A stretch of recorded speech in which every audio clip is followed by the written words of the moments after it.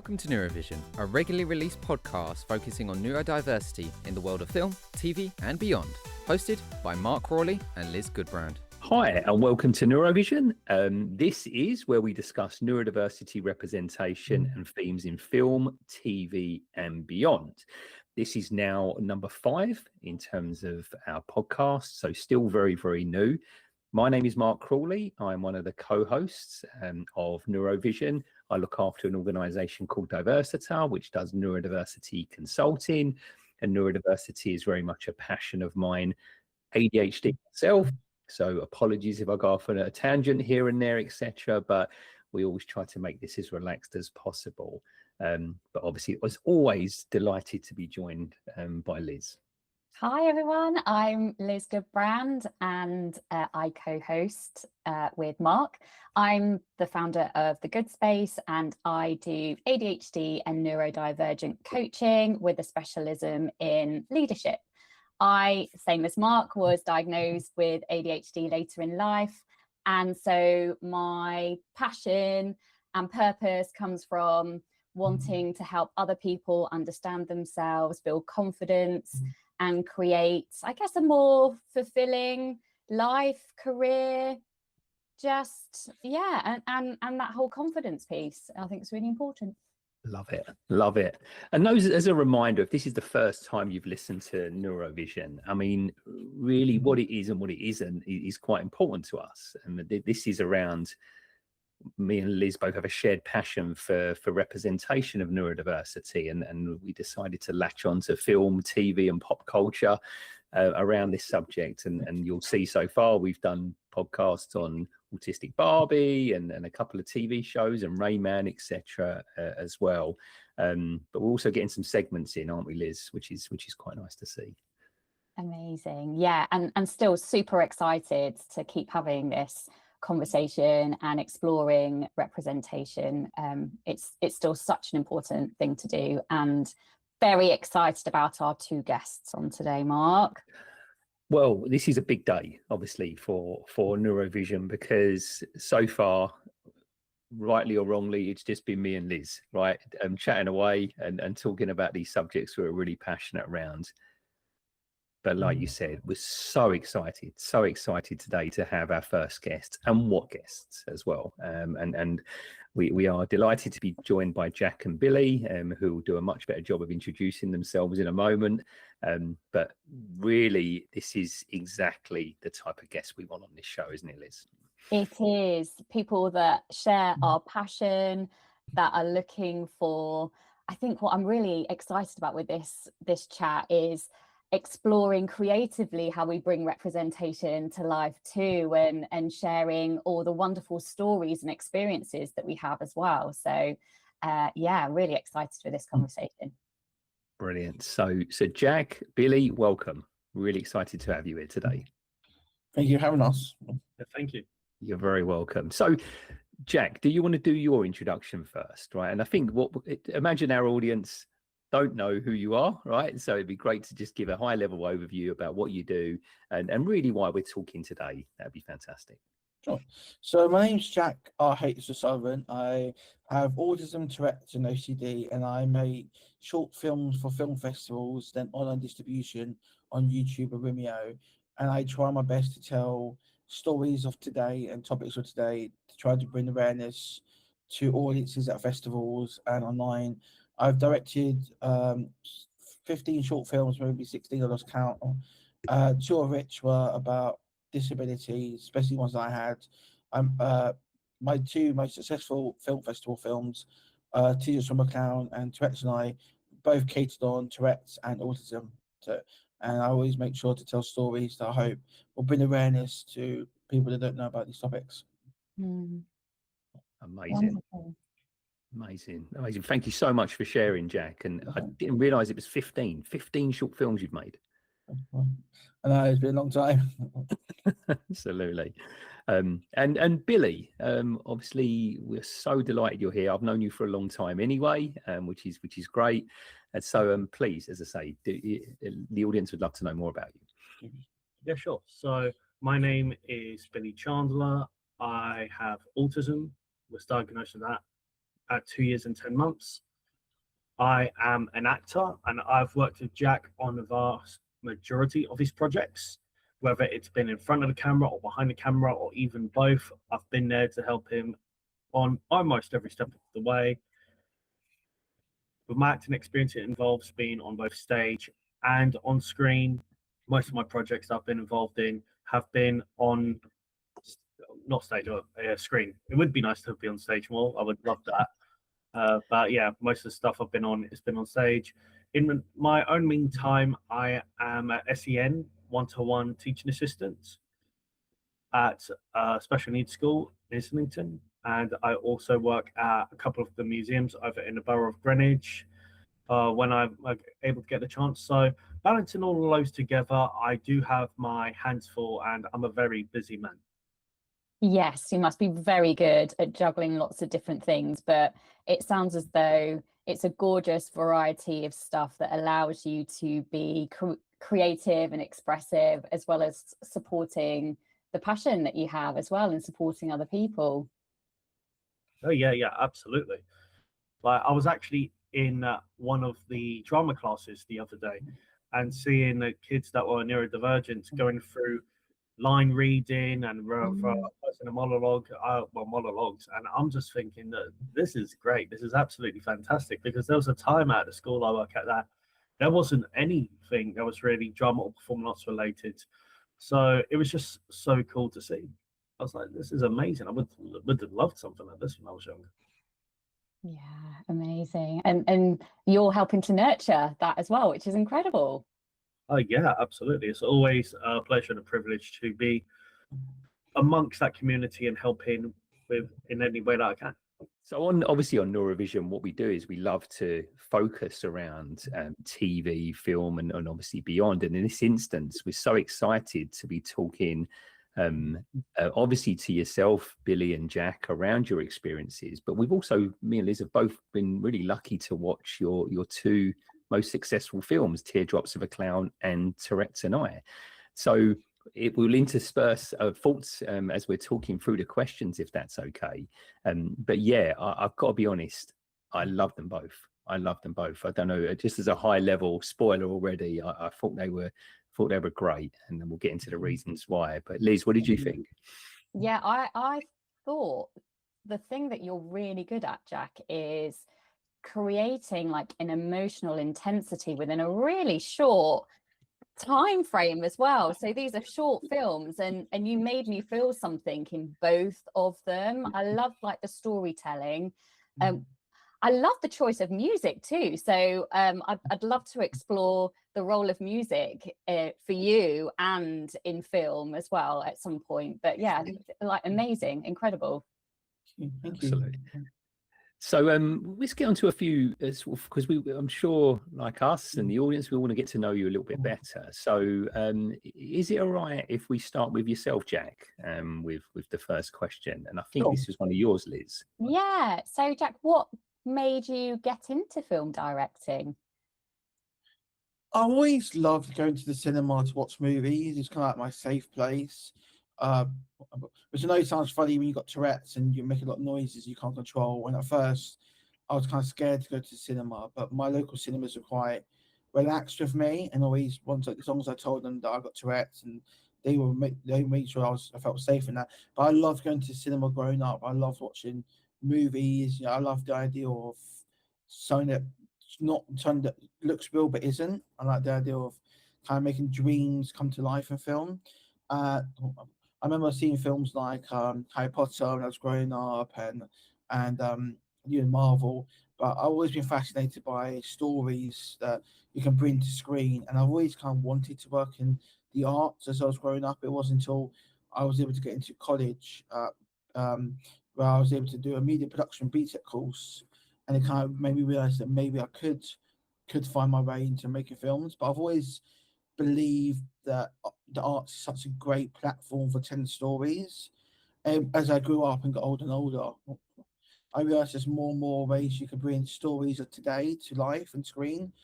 And I mean, one of my favorite films is it's a 1902 silent film by George Méliès called Trip to the Moon.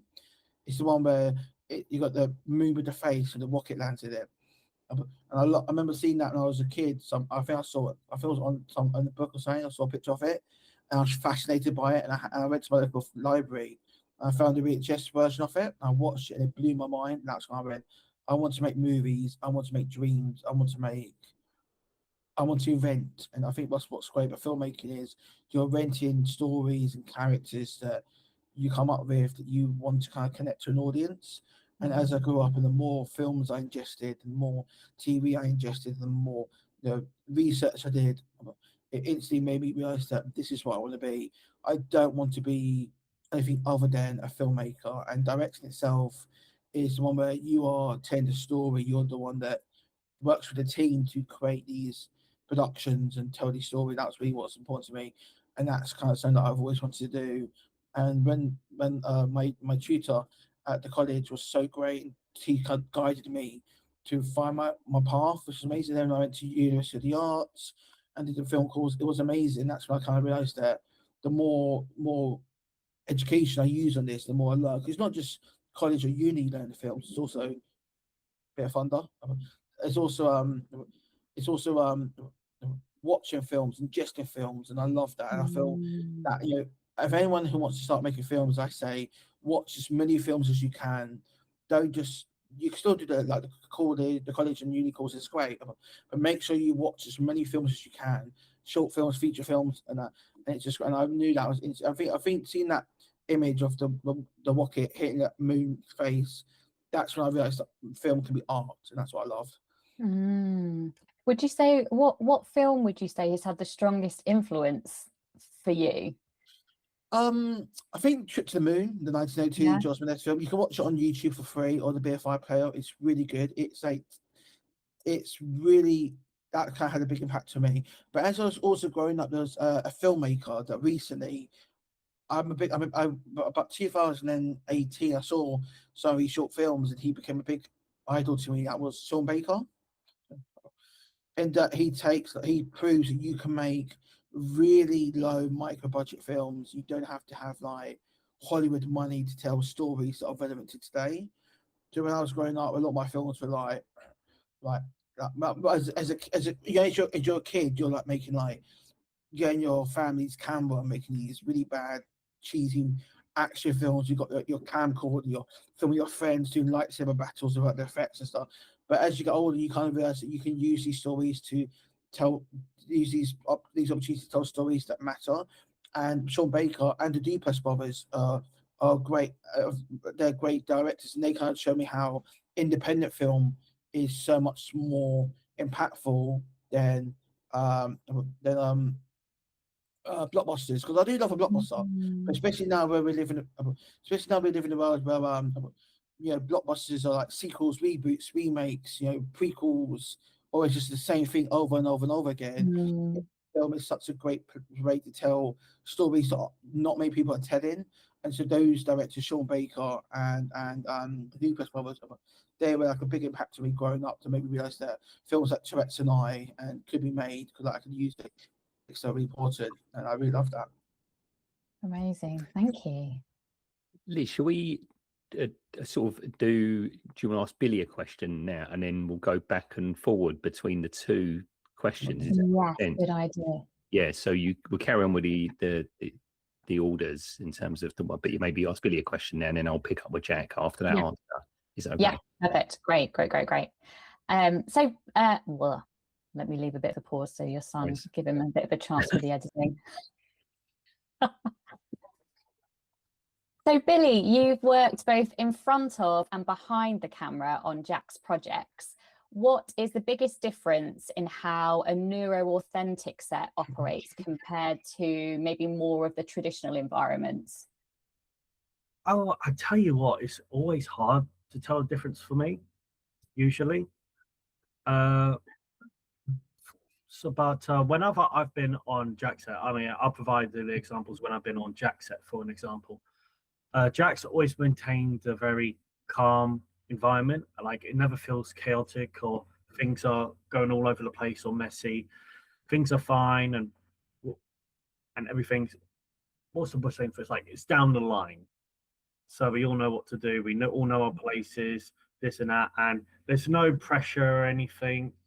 And even if there's any hiccups here and there, it's not really major. It's all sorted, easily solved. So it's never usually bad. And on a set as well, he always makes sure it's a welcoming set. Everyone gets to know each other and meet each other, get to network and talk. So he wants to make sure like you feel calm, you feel safe, and there's no pressure, no problems. And he wants to always make sure that you could come to him if there's a problem. Like there have been times where I've had problems on set and I've had to come to Jack and I've had to speak about whether it's something that's happened on set or a particular person. And Jack's been able to help out with that very much. So with his environment, it's always been a very trusting and a very calm environment. Even if I'm going on set and I don't know the majority of people I'm going to work with, I just feel fine straight away, just knowing that he's working it and he's there. And for the other environments that I've worked for, like I was an extra on this film. I don't even know if he's even come out yet. I haven't heard any updates, but it was cool. It was something called like A Different Shade of Emma, and I was an extra, and we were filming in this pub near Farringdon. And I've come near enough straight from work. I've come home, I've gotten changed, and I might have picked up something, I can't remember. So we go to this pub, and a lot of us extras, we are waiting around for 3 or 4 hours. And it's not really, now I'm not saying this is about all sets, but we were just sitting there for ages, not knowing what on earth is going on. All we know is that we're just sitting there. And then when it was time to film, we did hear from the director, and it was hard to really talk to him as much because there were so many people on set, whether it was the extras or the people behind the scenes. There must have been like 30 to 40 people in that building alone, at least. So it was one of those moments where it's hard to talk to the director, and it's like, do I really need to have a proper chat with the director since I'm an extra? But from what but the instructions he would give, they would be quite clear. But at the same time, you're feeling pressure as well, because like you had all this hours of build up and wait. This scene where this camera's going this way and that way, and you have all these people around you, and even the extras is like, so what should we do with this thing? And we actually discuss it amongst ourselves to go, okay, what should we do?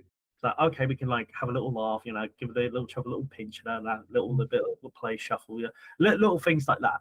So we had that moment to be creative. So that was pretty cool. And the director didn't mind what we did, as long as he didn't mess up the shot in any way.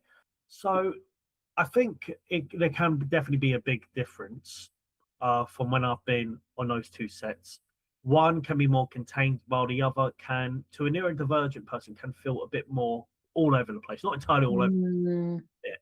Yeah, and do you know what? I hadn't even considered the fact that when you're turning up to an acting gig, you could be with people you've never met before, which I imagine must be really overwhelming, being in a group of 30 people that you're having to build a rapport with quite quickly because you're acting in different scenes. That must be really hard.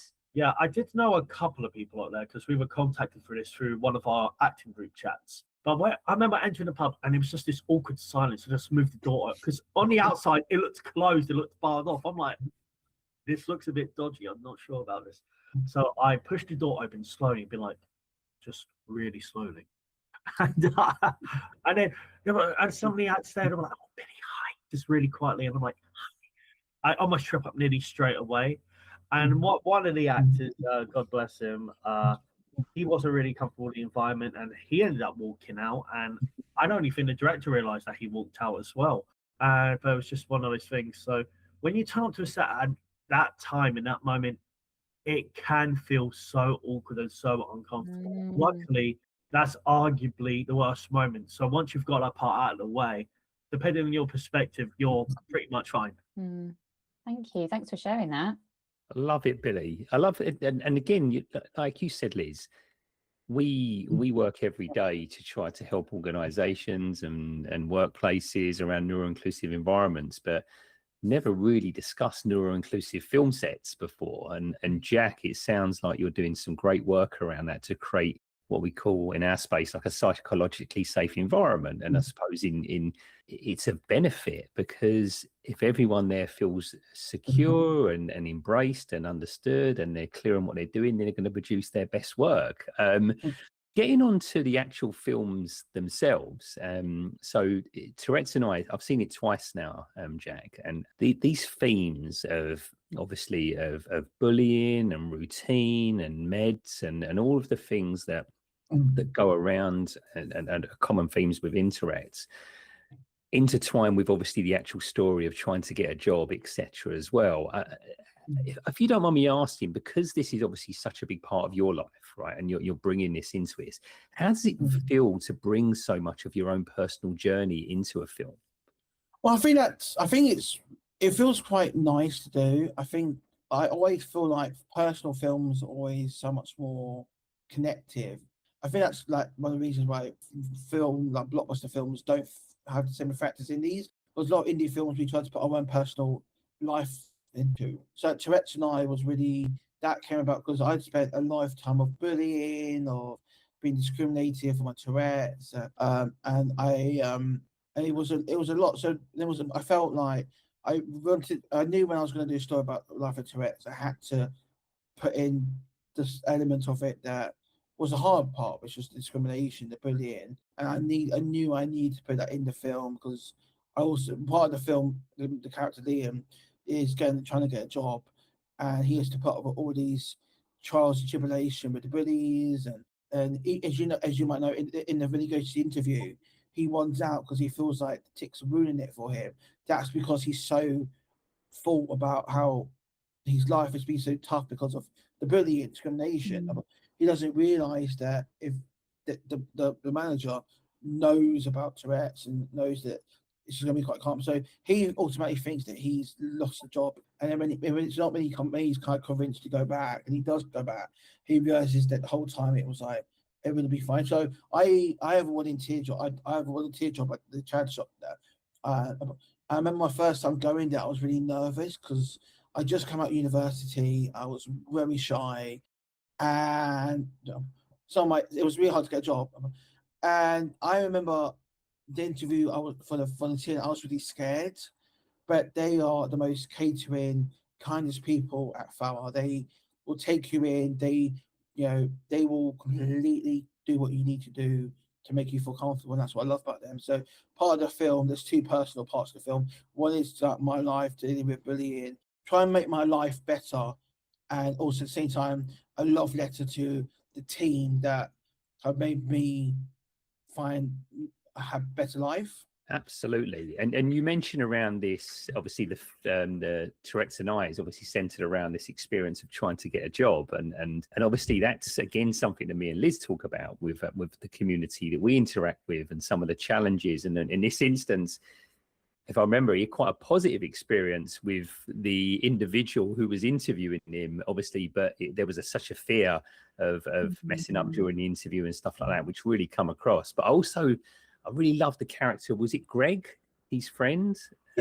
Yes, who was brilliant, so supportive, and also reminded him of the journey he'd gone on in his life. And you could tell it gave him so much reassurance to go back in. And obviously, Billy, you were in the shop as well as already working there as an actor, which was great to see. So, Jack, thank you so much for that. Again, it really comes through your own personal experiences through that. Of course, this representation continues to be important, and Billy, when we spoke, when we were doing also the pre-meeting for this conversation, you mentioned obviously a few characters in TV and film that motivated you, and you mentioned Forrest Gump. Right, Forrest Gump was an inspiration to you. So, with that in mind, how was your own sort of neurotype and those experiences and role models sort of shaped how you play your characters in film? So, when I first watched Forrest Gump for the first time, I believe it was 2010, and I was around 13 years old at the time. And at the time, I didn't even know what I wanted to do for my future. I had the odd idea here and there. Like, as a kid, I played with the idea of possibly being a cartoonist, also being a professional wrestler. I had all these different ideas. And then I decided to watch Forrest Gump one day because I remember coming across the trailer on YouTube, and I'm like, that looks like a really good movie. And I ended up getting on DVD and I watched it. And near enough straight away, you could tell with Forrest Gump, he's either neurodivergent or he's got some kind of mental disability, one or the other. And watching his character go through what he did Like, he fought in Vietnam. He represented America when playing ping pong. He literally jogged across the United States of America for God knows how many years straight. He's done all these incredible things, met all these incredible people, and I'm like, hang on, he's done all of this whilst either being neurodivergent or having a mental disability, and why can't I do something as close to, if not as that high of a scale? Like, what's stopping me? What's getting in my way? You know, I'm the same as everyone else. There's no difference between me and the average person walking by me. And of course, there was Tom Hanks' fantastic performance, and that played a big part in that. So that's where the whole acting thing came in, and where I really started in my secondary school. They had no drama classes. They had the drama after school club, but by the time I took an interest in acting, they stopped the after school club for some reason. And when I left and I went to like the sixth form / college, they were associated with another academy at the time, and they were able to get me onto this A-level part of the academy. And I was immediately thrown me into the deep end because I've never done an A-level before. I've never studied performing arts before. Immediately, I'm like, what am I doing? And then there's all this written work as well. And I'm like, I'm just here to act, sing, and dance. This is absolutely ridiculous. Like, even the teachers say themselves, yeah, the written work's ridiculous. And through them, I did numerous productions, including the yearly academy production, school-wide production of Little Shop of Horrors, then there was Sweeney Todd the following year. And I just tried to continue acting from there. After I left there, I tried to audition for the Young Actors Theatre for an adult course. That fell through. And then I heard about the Anna Shares Theatre School. That's been going on like every day since like, I think the 60s. And I decided to go there, and I met Anna Sher herself. And through there, that was where I was able to improve my acting ability and even meet a huge variety and diverse group of people. Even neurodivergent people would be there. And that was really cool, because with acting, I got to learn how to act in improvisation, because we improvise every single day. And so, but to actually act in character, improvising, I thought was fantastic. And through that, it made me realize I'm better at acting improvising than I am remembering a script. And then it led to me continuing to work on Jack more, performing in fringe theatres. Even after I did an apprenticeship, I actually went back into acting and taken on a high national certificate for performing arts course. So the acting thing has been one whole crazy journey. And how to go back on your question, Mark, how it helps inspire me into characters. It makes me kind of go into a method kind of way. Like, sometimes I'll just like to sit in a room alone, no lights on, and I'll just like think. I'll be like thinking in my head of how I could get to this character, how I could get into that place, because I don't want to act and deliver lines and come across as Billy. I want to be someone else. When I performed, I mentioned about performing in a fringe theatre. That was for a show called The Ends. We ran that for 6 nights. That was featured a cast, where the vast majority of that cast was my friends from the Anna Shares Theatre class, along with some other actors. Ran that for 6 nights, had that funded for a very successful, I think it was a Kickstarter or GoFundMe, I can't remember. And I remember really getting deep into character for that, where even after the show, I felt like the character didn't fully leave me until like a month and a half or 2 months after the production ended. Like, if he called me Tyson, I'd be like, because that was the character's name. He was So I was like, maybe I've gotten in a bit too deep. Well, again, no, mate, but this representation that this obviously inspired you on this journey is so important, and me and Liz in some of the other podcasts have talked about the importance of this representation. It's so good to hear firsthand that this was obviously part of that journey to where you are now. And I've seen your acting, Billy. It's excellent and it's very authentic. I'm not a film director, right? But even I can tell the mechanics are great, and everything around it is fantastic. So, Jack, as a director with Tourette's, autism, and OCD, how do these traits actually serve as success tools or competitive advantages when you're managing a film set? I think it all comes down to lived experience. I think with like, especially when you're doing films where you want to connect to an audience, you want to connect to the people you want to tell, particularly about the stories like this. When you have someone you have lived experience, I think that's always something you can do. I feel like Especially like when you watch a film nowadays and like you watch like a really imagine there's a scene like where a character like a film is having a breakdown about something. The acting's great, but it always feels like the writing or directing sometimes feels like generic.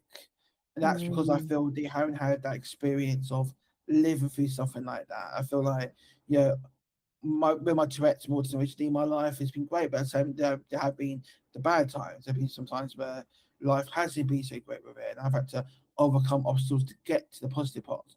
I feel like that's helped me. I also feel like, again, you know, like Billy said about the film he did in the pub, where it wasn't quite as was for me. I think having Tourette's autism helped me realize how most film sets now don't really. They need to apply that comfort and that safe space for neurodiversity and disability in film.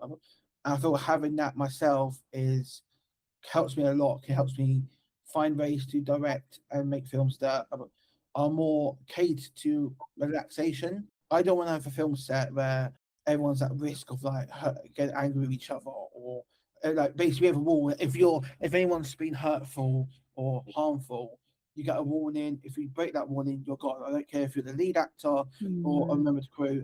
If you've broken that rinse and you're being a bad person, you are gone because it has to be a safe set. I feel like having those disabilities help me make everything more safer. I feel it's important, you know, and it helps me tell these stories.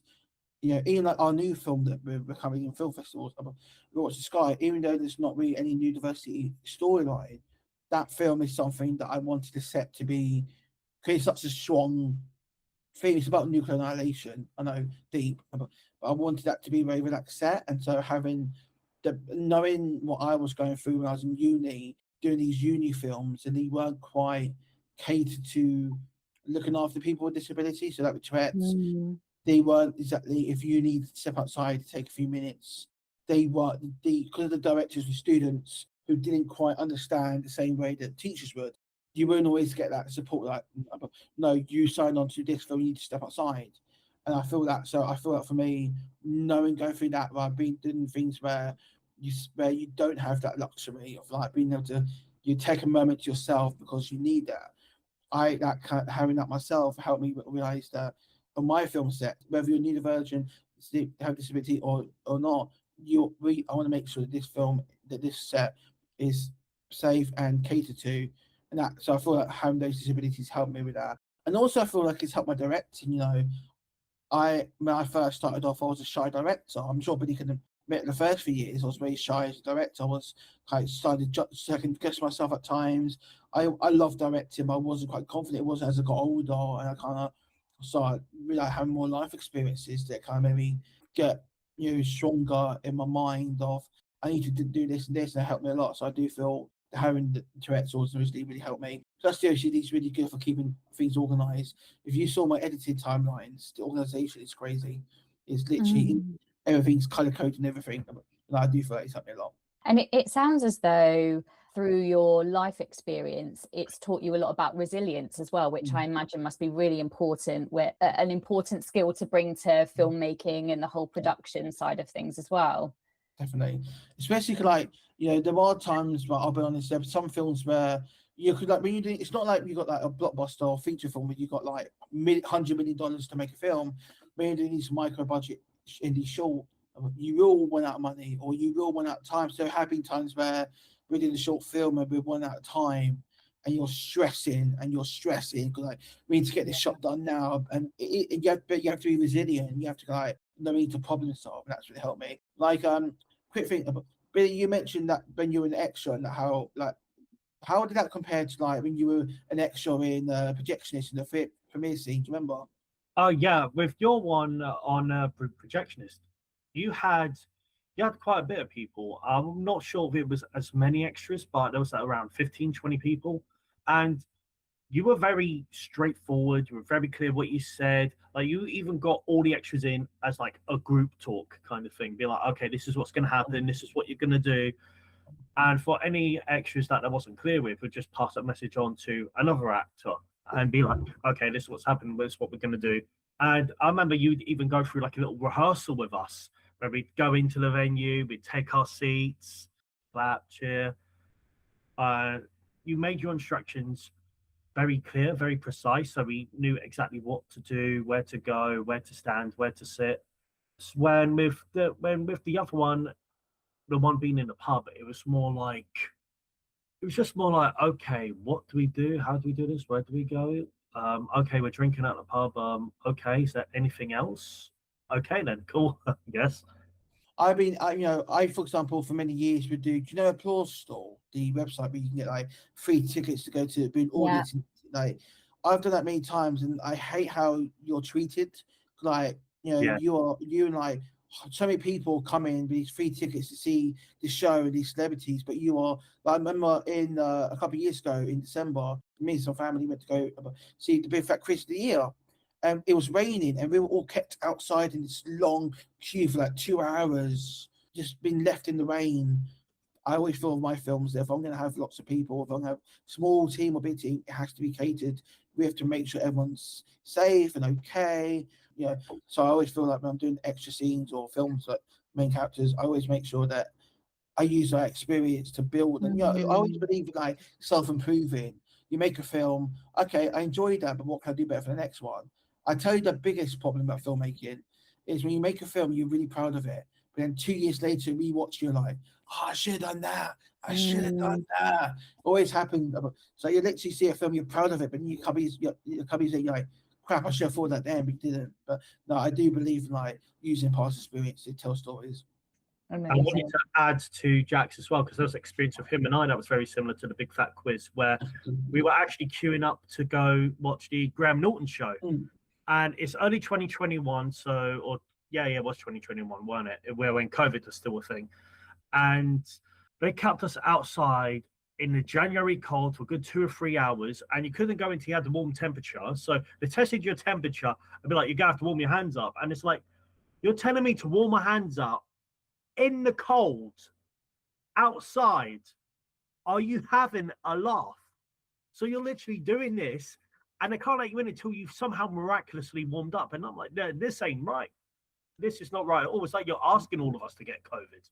It's like you're asking cases to go up. It is absolutely ridiculous how people in those environments can get treated, because they're taking time out of their own day to travel to your studio for them to be treated like that. It's not right. It's messed up. It shocks me how there isn't more complaints about it. Yeah, and so I make sure that when I'm doing films, I have to make sure that everyone's comfortable. And if say like I'm doing a scene with like 10 extras, for example, and it's starting to rain, I'm gonna bring them in. I don't care if the set's not ready yet. I'm bringing them in. I'm keeping them warm. I'm gonna make them coffee. I feel like hate when you literally, just because you're not on like celebrity status, you're not like the celebrity TV show, you're treated like crap. Because I hate that. So I always learn that to never do that, and to always treat my cast, crew, and everyone. We believe that when you're on the film set, you're like a family. Like this family you're working with for the next day, 2, couple of weeks. That family doesn't just end with the end of the filming. That's also when you have the premieres and like with Teardrops and Clown, we had a fantastic festival one, but a lot of our team would meet up and go to like the Ealing Film Festival or the Big C International Film Festival and share this collaboration with other filmmakers and actors, and kind of really get to support that. And I love that. So yeah, that's that. I always take like past experiences and use that to make sure that my films aren't like that.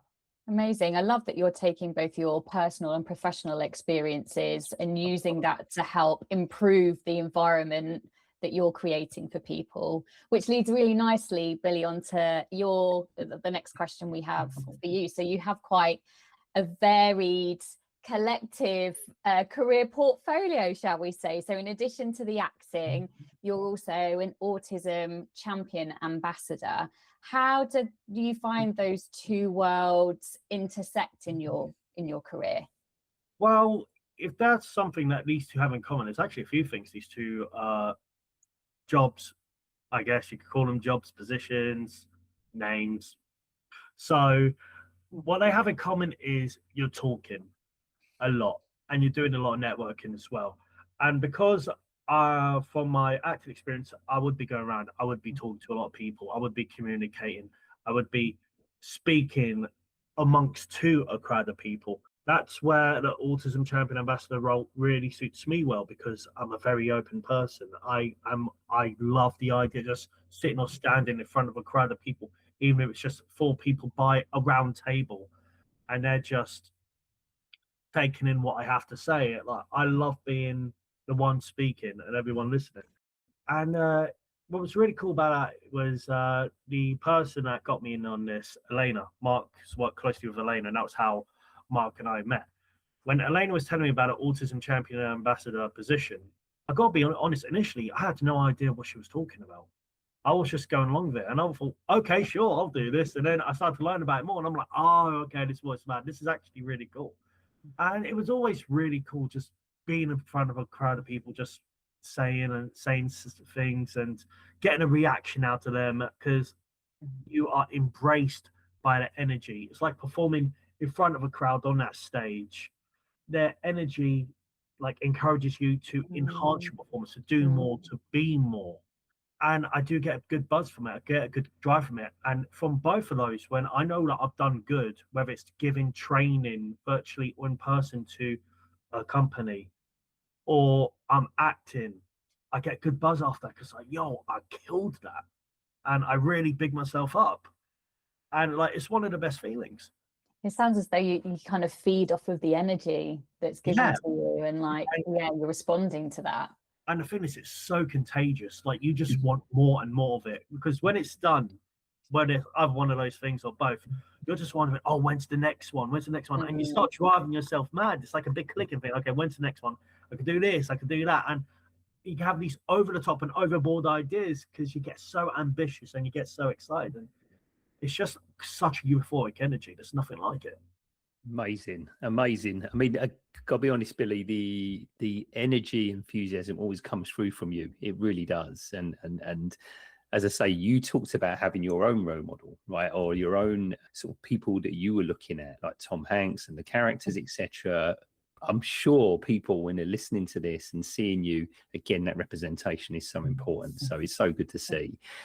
So obviously, Jack, with the Teardrops of a Clown film, one thing that really, I think, resonated with me was, I suppose, how you're supposed to interpret it, right? Because I'm sure people can interpret it in different ways. But was there a message that you were trying to convey to the audience, and the way you would like them to interpret it? Or is it just open to any way that people see the story and the themes that you put in there? That's a good question. For me, I based the film on the famous saying, "Don't judge a book by its cover." And for me, when I was making the film, I made that because I wanted to do a story to break stereotypes.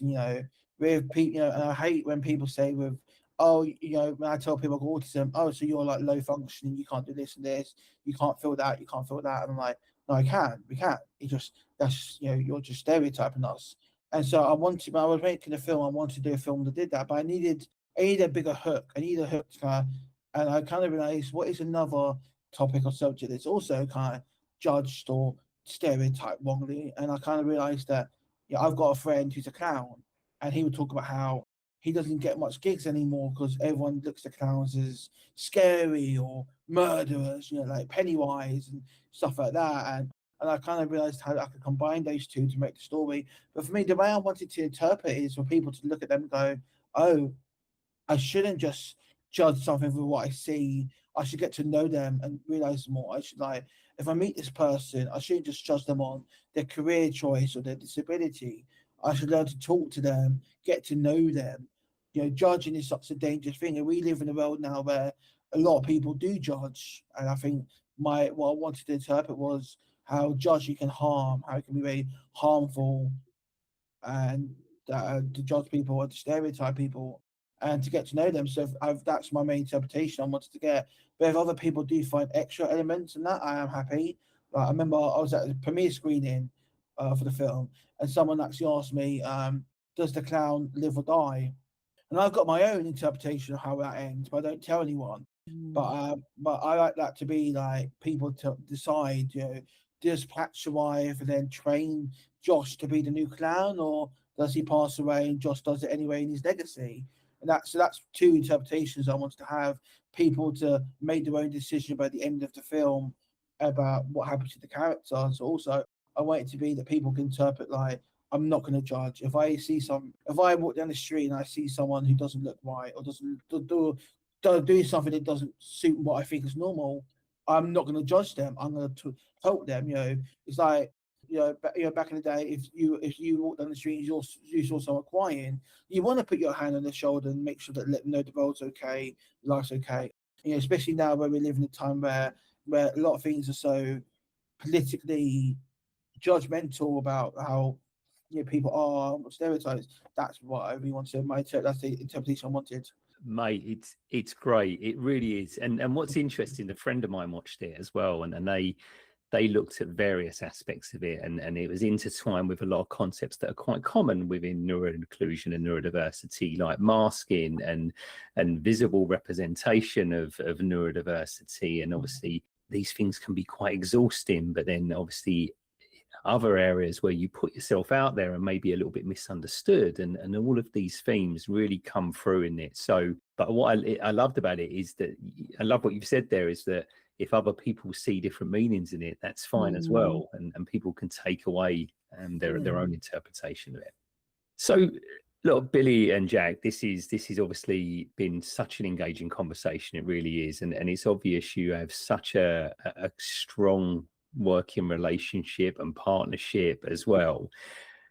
If you could categorize it or summarize it into one, maybe two words, as to what you think makes your partnership so special, what would you say? Billy, starting with you. I'd say, with two different words, chemistry, and the next word I'm going to say is a really big one, ideologies. And I say that because a lot of times when Jack and I are on set, or we have all these film ideas, because sometimes we'll meet up and Jack will tell me his ideas, and will pitch me his ideas, scripts and all that. And there have been times where I've told him my pitches, my ideas, and there's been rarely been any disagreements. We tend to really agree and have the same mindset. And even we're on set or discussing this idea or that idea, we always tend to agree with each other. So we always tend to have the same idea of an end game. Amazing. Like the way to get there and how to do this and how to do that. And there's never really been a disagreement or be like, oh, I think we should do this instead, or this is how I'd do it. A lot of times we just come out with the same ideas, with the same thought process. And sometimes it does feel like one whole brain between him and I. Love it. I love it. That's such a good way of summarizing it, I suppose, because you have these similar beliefs and ethos, and in the creative process, that must be incredible. And Jack, same for you. What two words would you use to summarize your incredible partnership? I think creativity, obviously, because we are both very creative people, and that's when we work together, we really do find that the most creative ways to do, whether it's creating stories or solving problems, like Billy said, we do find creative ways to do that. And I'd also say relatability. Absolutely. Because we've known each other for 17, nearly 18 years, and we have so much, we can relate to so much stuff. We both went to the same secondary school. We've both for years we go to cinema all the time. Him and I would go to cinema and watch movies. We come out and we're like, that's such a great film. Imagine if we did this, if we did that. Can you imagine this? And again, whenever I write a screenplay, one of the first people I send it to is Billy for his feedback. His feedback is always so helpful. And there's a reason why I want to make sure that every time I make a film, I want to do my best to get Billy there. And we have this running joke in our team that Billy's kind of like the Stan Lee of our film universe. He always appears in so many films. Do you remember, Bill? Yeah, I always find a way to be in Jack's film. If you look at his filmography, chances are there's a 90 to 95% chance that I am actually in the film somewhere in one of the shots. And if it's a film, and even if it's a film I'm not directing, Billy's definitely a big part of it. One of my colleagues, Jack Green, just released a new short film, and Billy was the lead in that, and he was fantastic. I was the DP, and that was an example of another word that's actually problem solving for me, Bill, which is that film was a bit of a washed, because we're doing it for competition. it was really rushed to get into it, get the thing on. But we worked together and we made sure that we could, like, whether it's like, you know, they didn't get a chance to fully learn the script off fast because it was quite a rushed job for the competition. I went to Billy and the other actors take my side and say, you know, I'm just a DP, but take as long as you need to learn, you know, improvise, you know. Like, Bill, how many times have I told you on sets and you're acting, it's like, just if you don't like the word and the script or you feel like you can make it better, just improvise, don't I? Yeah, you always did. And he's the king of improv. He's really good at improv. Yeah, I mean, I guess, because there are times where I really do struggle to learn lines, and it's not just trying to learn lines, but it's finding the time to learn lines, because sometimes, even without intention, there could be so much on my schedule, and then it's like, oh crap, I've got to learn this line and that line. And to be honest, when we did that film, I didn't really know all the dialogue. I was really struggling. And there were times where I did find myself improvising on the fly, or my mind would just go blank, and then I would say something because I wouldn't know the line, but I would know like the idea of what to actually say. So it's like not exactly the line, but it still works for the scene.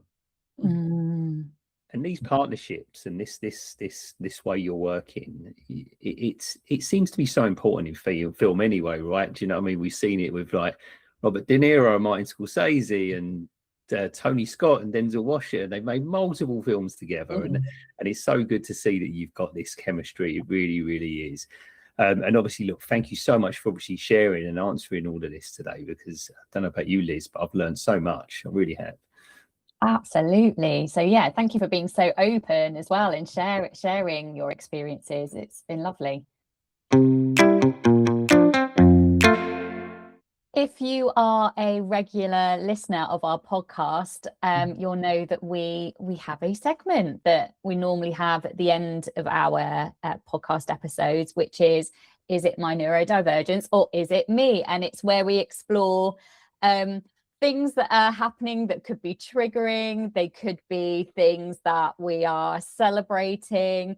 And we spend some time exploring whether it's our neurodiversity or whether it could be something that is a common thing experienced by a lot of different people. So I've realized, Mark, the last couple of ones that we've done, they've all been around like a negative trigger, something that's kind of caused a bit of rage for both of us. What are you bringing to the table today? So this one, I've got to be honest, I've realized today that this might cause a bit of controversy. So me and my sister have a really similar trait where we find things that are probably a little bit inappropriate funny. I've got to be honest. So I'll give you an example, right? So, and it's going to start with a really sad story. My cat, a couple of weeks ago, who's 17, we think he had a stroke, right? So he went to the hospital and he's recovered brilliantly, right? So he's great. But I'll use jokes like, how is he feline now? Or it's a bit of a catastrophe, or it's far from perfect. And I do this thing all the time. You know, it's almost like a natural instinct to find humor in most situations. And I think, because my sister's ADHD as well, I think we do, it's the same thing. We can't help but laugh at funerals and those type of things. And it's terrible. And I'm thinking, is this me? Is it just a strange trait for me? Or is it one of those things where it's almost like an ADHD trait for me? So Liz, I don't know what you think. I don't know if you've got something similar, but I do find humor in most situations, and even more so in ones that I know I shouldn't. Yes. Well, first of all, those jokes are terrible. They're atrocious, proper dad jokes. I have to say that. But I am the same, not with the jokes, but can I tell you, I laugh at really inappropriate moments and times. Yeah. So if, and this sounds really awful, but if someone falls over, like my husband's fallen down the stairs a few times, I can't ask him if he's okay straight away. I have to, that sounds really awful and mean, and it's like this nervous reaction. But I have to be silent for a bit, and then he's like, are you laughing? Is that why you're not asking me if I'm okay? But it's usually because I've got this laughter or this reaction. And I also remember at school, and this is like, you know, when you have these horrific memories of school, I was at primary school and I had to stand up in front of the whole school, bear in mind, at that point in time when I was 10, it was probably a big deal. But looking back on it, I was literally presenting in front of 4, 5-year-olds, 6 and 7-year-olds. So it wasn't a big thing at all. But I was so nervous. I remember standing and wiggling this piece of paper, and I tripped up on a word, and I just stood in front of everyone and laughed. And I laughed and I laughed and I laughed in front of the whole school. It was this nervous reaction. The thing is, Liz, it's I get it. I do, because I'd like all them situations just then. I'd be laughing at as well. But I was at a governor's meeting this morning. I'm a governor for a school that Billy obviously knows very, very well. And there was a particular situation at the start talking about someone who unfortunately had passed away. And it was a really sad conversation amongst the governors. But then some people that turned up late obviously didn't know we was having this conversation, and they come in high-fiving and whooping and all of this sort of thing. And when you're like, they obviously don't know the tone of what's going on in here. And I'm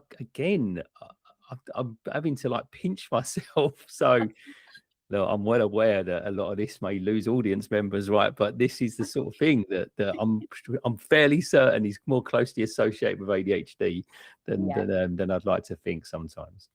Yeah, I think so too, given it's a shared thing. Billy and Jack, do you experience anything, or are you just thinking right now, oh my goodness me, what terrible people? No, I'm quite similar. I'm the same. Love it. I do find it quite funny. Well, this is it. But look, Jack and Billy, it's been an absolute pleasure. It really has, having you on here today. And not only do we thank you for obviously sharing so much around the insight of what you do on a day-to-day basis, and how your craft and what you do in terms of delivering incredible films, but also sharing your own journeys as well. I don't know what you think, Liz, but that's the part that really resonated with me. Oh yeah, thank you so much for sharing your time as well, your valuable time. It's been really lovely getting to know you both, and your passion for storytelling really shone through. Thank you. Thank you very much. You're very welcome. You're very welcome. So thank you so much for everyone who's been listening today. We hope this has been really useful. Before we go, Jack, you mentioned your other projects coming up. We'll put some contact details in the bio, of course. But is there anything you'd like to highlight that's coming up throughout 2026? So we're currently submitting our recent film to film festivals called We'll Watch the Sky. It's a cautionary nuclear drama about what would you do if a nuclear attack happened in the UK? What would be the last thing you do? Who would you prioritise? And we actually have a premiere. Our first one's fully booked, but our second one, in the 5th of August, is currently we've got an Eventbrite link for people. So if anyone wants to come and see the film and have a night of networking, so celebrating indie film, on the 5th of August at 7:30 p.m. at the Art House, we have our August screening. So if anyone wants to come to that, definitely please do. Their tickets are by Eventbrite. If you just type in Watch the Sky. Brilliant. We'll add that onto our LinkedIn page, Jack. So obviously we'll make sure we promote that for you as well. But thank you so much again today, and thank you everyone for listening. I've really enjoyed it, Liz. I don't know about you. Yeah, really enjoyed it. And just a reminder that we have an email at hello.neurovision@gmail.com. So if anyone has any questions, any feedback, any recommendations for us to listen to, for us to watch, please let us know. We'd love to hear from you. Brilliant. Thanks, everyone. See you next time. Thank you. Bye-bye. Thanks for listening. If you like the podcast, then feel free to follow and hit the notification bell.